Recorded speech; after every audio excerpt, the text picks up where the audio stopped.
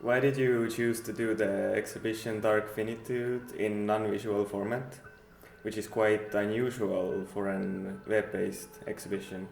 The idea to make a non-visual, a web-based exhibition came to me, I think, about a year ago, where I decided that I want to produce something that is on a screen, but the story that it tells or the picture that it kind of presents to you is not so much given. It's something that you construct yourself in your mind, or it's like a story or a video game that you can go through and yeah, kind of have this visual experience, but it's not on the screen. The screen would be turned off.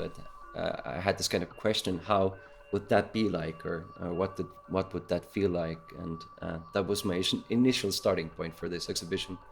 Could you talk more about your general work process?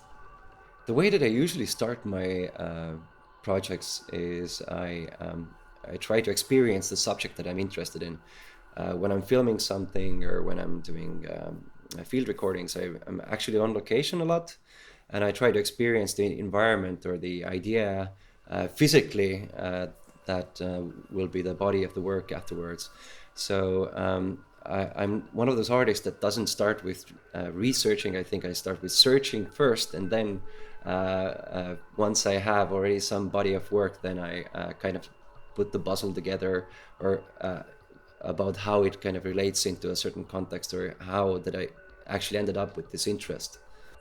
Ooh, a rabbit! Come here, you! Look! Look! Look! Ah, never mind. It's dead. Could you explain more about the scenario of the exhibition, the landscape environment we are brought into through sounds? The nighttime forest scenery came very naturally to me.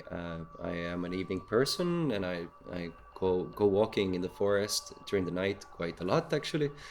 And the connection there was very obvious to me to associate that kind of visual experience with those sounds.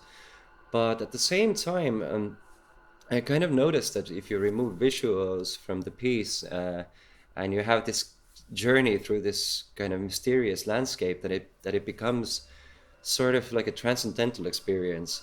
So I took it from that point that I have this.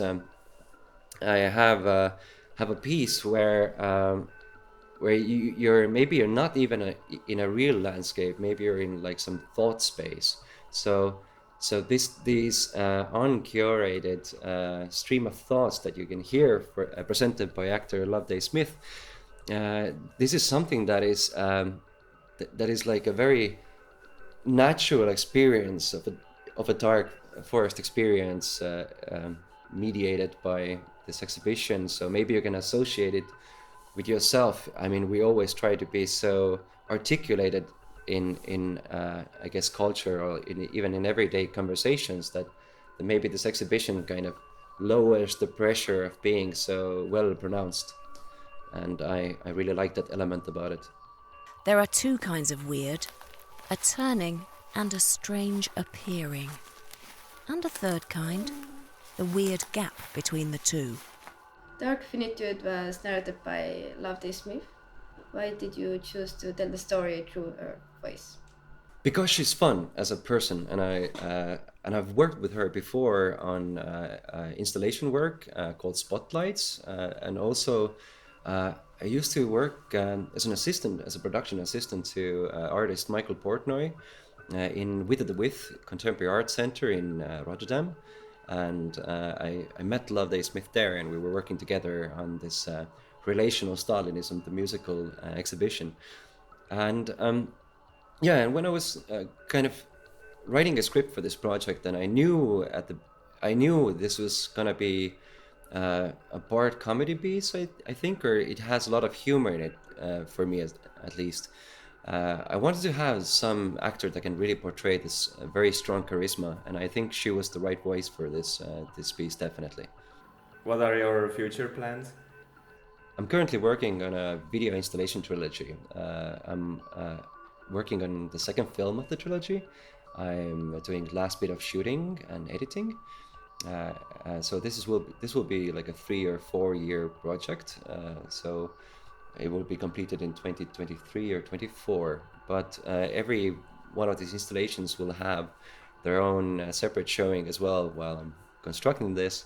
The first one was opened last year. It was showed in 2 exhibitions, and this one will also be presented hopefully somewhere in the springtime.